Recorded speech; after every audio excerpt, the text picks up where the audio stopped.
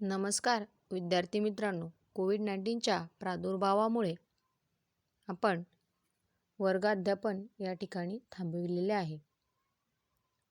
आपला यापूर्वी जो काही अभ्यासक्रम पूर्ण झालेला आहे तो वर्गाध्यापनात आपण करून घेतलेला आहे.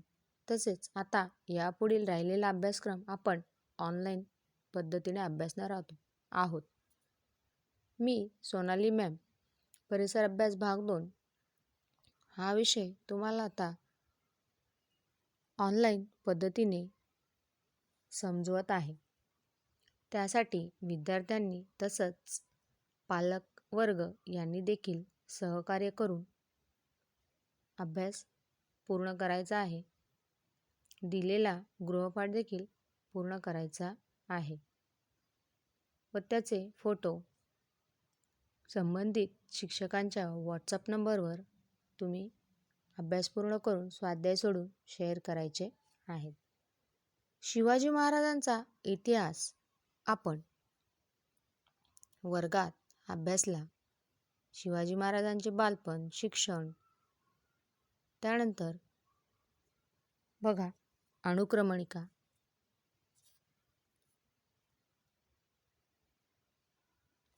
धडा क्रमांक 1 शिवजन्मपूर्वीचा महाराष्ट्र, धडा क्रमांक 2 संतांची कामगिरी, धडा क्रमांक 3 मराठा सरदार भोसल्यांचे कर्तबगार घराणे, धडा क्रमांक 4 शिवरायांचे बालपण, धडा क्रमांक 5 शिवरायांचे शिक्षण, धडा क्रमांक 6 स्वराज्य स्थापनेची प्रतिज्ञा, धडा क्रमांक 7 स्वराज्याचे तोरण बांधले, स्वकीय शत्रूंचा बंदोबस्त, धडा क्रमांक 9 प्रतापगडावरील पराक्रम, धडा क्रमांक 10 शर्तीने खिंड लढविली, धडा क्रमांक 11 शाहिस्ते खानाची फजिती, धडा क्रमांक 12 पुरंदरचा वेढा व तह. या ठिकाणी विद्यार्थी मित्रांनो, आपण 1 ते 12 धडे वर्ग अध्यापनात म्हणजेच समोरासमोर वर्गात बसून शिकून समजून घेतलेले आहेत. तसेच गृहपाठ देखील वर्गपाठ देखील आपण त्या ठिकाणी वहीमध्ये पूर्ण केलेला आहे. आता तुम्हाला शंका असेल विद्यार्थ्यांनो, प्रश्न असेल, आपण जे आता ऑनलाईन शिकणार आहोत, अभ्यास धडा व्यवस्थित समजून घ्यायचा आहे. दिलेला होमवर्क तुम्ही त्या ठिकाणी सोडवायचा आहे. सोडवल्यानंतर तो वहीत व्यवस्थित लिहून संबंधित शिक्षक, वर्ग शिक्षक, विषय शिक्षक यांच्या व्हॉट्सअप नंबरवर तो तुम्हाला फोटोसहित शेअर करायचा आहे. आज आता आपण धड्याला सुरुवात करूया. धडा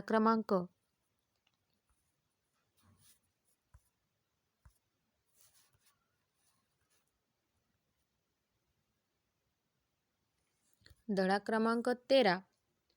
धड्याचं नाव वाचूया. बादशहाच्या हातावर तुरी दिल्या. शिवाजी महाराजांनी कशा प्रकारे आग्र्याच्या पेठावरून स्वतः व संभाजीराजे, शिवाजी राजांचे पुत्र यांचे प्राण वाचवले, ह्या पाठातून आपण अभ्यासणार आहोत. बादशहाच्या हातावर तुरी दिली ह्या पाठामध्ये बघा, चित्रात दिसतंय तुम्हाला शिवाजी महाराजांनी गुलाबी रंगाचा ड्रेस परिधान केलेला आहे आणि त्यांचे पुत्र संभाजीराजे बाजूला उभे आहेत आणि बादशहाचा दरबार भरलेला दिसतोय. त्या ठिकाणी बघा बादशहा बसलेले आहेत. आता जयसिंगाच्या शब्दावर विश्वास ठेवून शिवराय बादशहाच्या भेटीस आग्र्याला जाण्यास निघाले. शिवाजी महाराजांचा विश्वासू, त्याचं नाव काय होतं? जयसिंग. आता त्याच्या शब्दावर, तो विश्वासू व्यक्ती होता, त्याच्या शब्दावर शिवाजी महाराजांनी विश्वास ठेवला आणि बादशहाला भेटण्यासाठी ते आग्र्याला जाण्यास निघाले. जाण्यापूर्वी शिवरायांनी स्वराज्याचा जो कारभार होता तो त्यांच्या आईच्या म्हणजे जिजामाता ह्या त्यांच्या आई यांच्या हाती त्यांनी सोपवला. आणि आग्र्याला जाण्यापूर्वी आईचा आशीर्वाद म्हणजे जिजामातेचा आशीर्वाद शिवाजी महाराजांनी घेतला.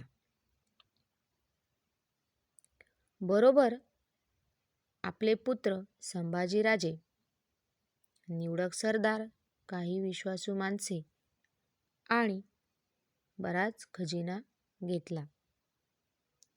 मजल दर मजल करत ते आग्र्यास पोहोचले. बघा विद्यार्थी मित्रांनो, या ठिकाणी चित्रात मी तुम्हाला ओळख करून दिली की बादशहाचा दरबार भरलेला आहे. दिसतंय सगळ्यांना चित्रामध्ये. बादशहा राजा होते म्हणून ते त्या ठिकाणी बघा राजाच्या सिंहासनावर बसलेले आहेत. पिवळा ड्रेस त्यांनी परिधान केलेला आहे आणि शिवाजी महाराज जे आहेत ते गुलाबी रंगाच्या ड्रेसमध्ये आहेत आणि त्यांचे जे पुत्र आहेत संभाजीराजे. दरबारामध्ये खूप सारी गर्दी दिसते. मग आता शिवाजी महाराजांना आपल्या जयसिंग नावाच्या विश्वासू माणसावर विश्वास होता म्हणून त्यांनी बादशाला भेटण्यासाठी ते आग्र्याला निघाले. आग्र्याला जाण्यापूर्वी त्यांनी आपल्या आई म्हणजे जिजामाता यांच्या हाती त्यांनी स्वराज्याचा कारभार सोपवला आणि आईचा आशीर्वाद घेऊन शिवाजी महाराज निघाले. परंतु बरोबर त्यांनी त्यांचा स्वतःचा पुत्र जो होता संभाजी राजे, या ठिकाणी दिसते तुम्हाला चित्रामध्ये, हे आहेत संभाजीराजे, हे आहेत शिवाजी महाराज आणि बादशहाचा हा दरबार आहे. हे या ठिकाणी बादशाह बसलेले आहेत. मग आपला पुत्र संभाजी तसेच निवडक सरदार आणि काही विश्वासू माणसे हाताशी घेऊन शिवाजी महाराज निघाले. मजल दर मजल करत ते त्या ठिकाणी आग्र्याला पोचले.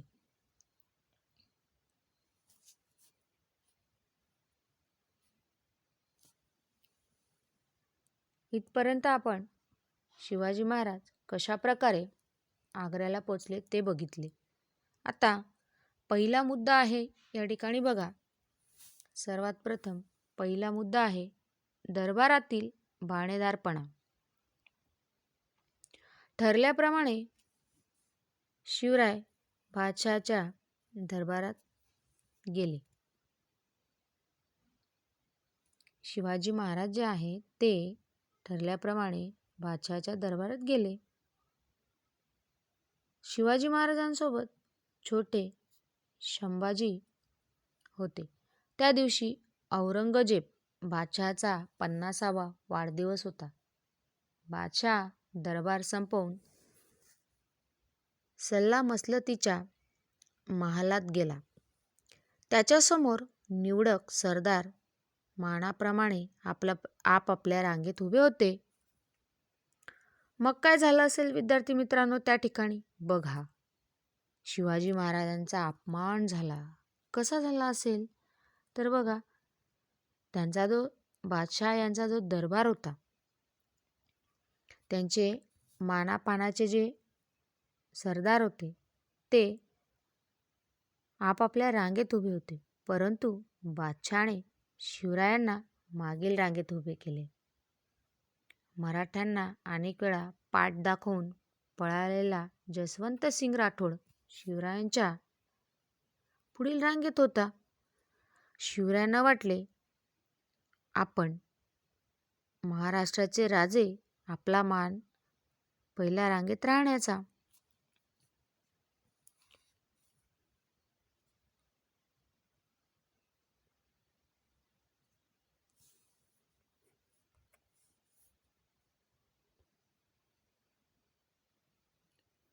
पुढे काय झाले बघा.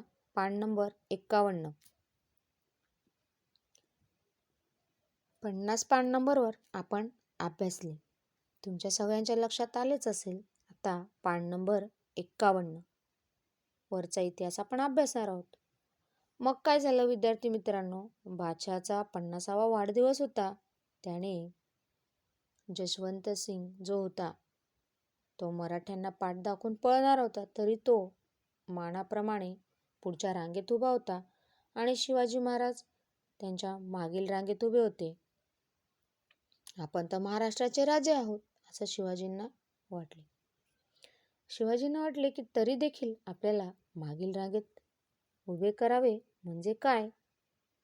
त्यांचे डोळे रागाने लाल झाले. त्यांचे म्हणजे कोणाचे? शिवाजी महाराजांचे. हा अपमान त्यांना सहन झाला नाही. रागारागाने शिवराय महलाबाहेर पडले. मग ते तडक आपल्या मुक्कामावर गेले. यापुढे बादशहाचे तोंड पाहायचे नाही असे त्यांनी ठरवले. भेटीचा बेत असा बिनसला. घडलेल्या प्रसंगाची हकीकत सगळीकडे पसरली की कशा प्रकारे बादशहाने शिवाजी महाराजांचा अपमान केला. ही जी हकीकत होती दरबारातील, ती पूर्णपणे सगळीकडे पसरून गेलेली होती. ज्या ठिकाणी शिवाजी महाराजांचा मुक्काम होता त्यांचे डोळे लाल झालेले होते अपमानामुळे. त्या ठिकाणी ते मुक्काम करण्यासाठी संतापात निघून गेले. मग पुढे काय झाले विद्यार्थी मित्रांनो बघा.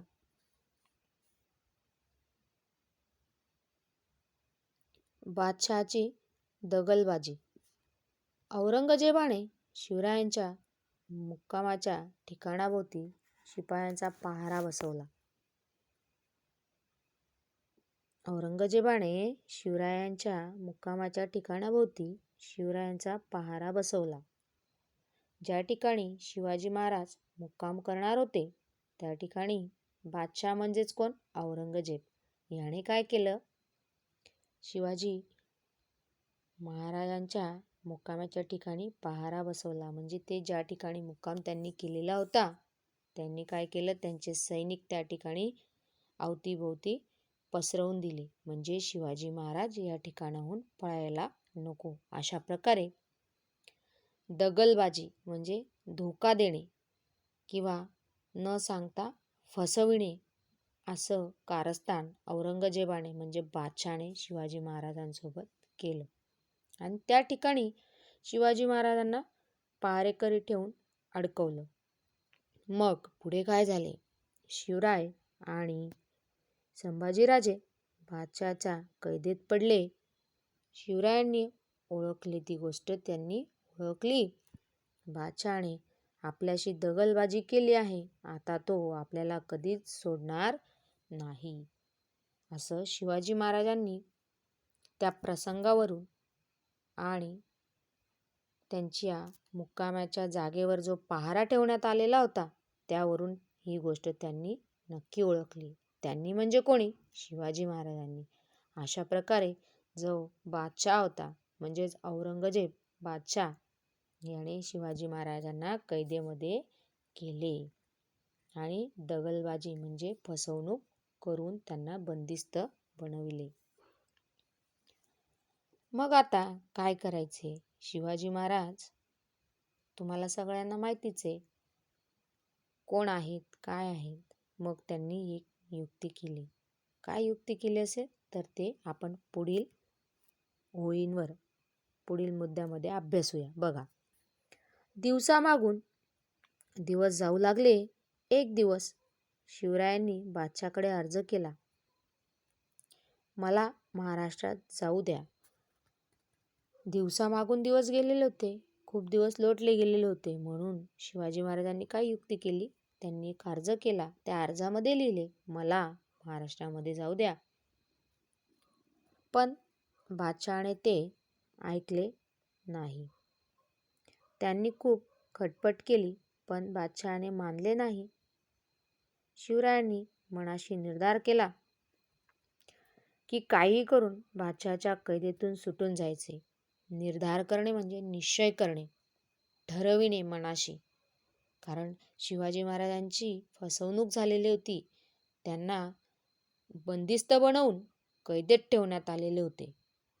शिवाजी महाराजांनी त्या सर्व गोष्टी प्रसंग अनुभवला. निर्धार केला त्यांनी या बादशहाच्या कैदेतून आपल्याला कसे सुटायचे आहे, यातून आपली स्वतःची सुटका कशी करून घ्यायची आहे. त्यांनी असा भक्कम निश्चय केलेला होता. म्हणून त्यांनी सर्वप्रथम काय केलं, बादशहाला व्यवस्थित अर्ज लिहून त्या ठिकाणी लिहिलं की मला महाराष्ट्रात जाऊ द्या. परंतु औरंगजेब बादशाह काही ऐकत नव्हता. मग आता पुढे काय करायचे? काहीही करून बादशहाच्या कैदेतून सुटून जायचेच असे शिवाजी महाराजांनी मनाशी निश्चय करून ठेवलेला होता, निर्धार केलेला होता. त्याची परवानगी घेऊन शिवरायांनी आपल्याबरोबर आणलेल्या माणसांची दक्षिणेत रवानगी केली. बघा, जेव्हा शिवाजी महाराज आलेले होते बादशहाच्या दरबारात, तेव्हा त्यांनी काही माणसं आणलेली होती सोबत. आपण पहिल्या पान नंबर 50 वर चित्रात बघितले, दरबारामध्ये शिवाजी महाराजांनी काही सरदार आपल्यासोबत आणलेले होते. त्यांना आता दक्षिणेत पाठवायचे. रवानगी करणे म्हणजे पाठविणे. बादशाहाला वाटले, बरे झाले, शिवाजीचे बळ कमी झाले. बादशाहाला काय वाटलं की शिवाजीची जी शक्ती आहे, म्हणजे सरदार घेऊन आलेले होते, तर त्याची शक्ती जी आहे ती कमी झाली असं त्या बादशहाला वाटू लागले. परंतु विद्यार्थी मित्रांनो, तसे काही झाले नाही. परंतु बादशहाला असं वाटलं की बरं झालं, आता शिवाजी महाराज एकटे आहेत आणि त्यांची शक्ती म्हणजे त्यांचं जे बळ आहे ते कमी झालेलं आहे. शिवरायांच्या बरोबर संभाजीराजे म्हणजे कोण, त्यांचे पुत्र हिरोजी फर्जंद व मदारी मेहतर हे सेवक एवढेच जण राहिले. बघा, शिवाजी महाराज त्यांचे पुत्र संभाजीराजे, हिरोजी फर्जंद, मदारी मेहतर म्हणजे एकूण किती लोक होते? 1 शिवाजी महाराज, 2 त्यांचे पुत्र संभाजीराजे, 3 फिरोजी फर्जंद आणि 4 मदारी मेहतर, असे 4 लोक, एवढेच 4 जण त्या ठिकाणी कुठे होते? औरंगजेब बादशाह याच्या कैदेमध्ये होते. कारण शिवाजी महाराजांनी हुशारकी करून, आयडिया करून त्यांच्यासोबत जे आणलेले सरदार होते त्यांना त्यांनी दक्षिणेत बादशहाची परवानगी घेऊन पाठवून दिले. म्हणून काय वाटलं बादशहाला की कशा प्रकारे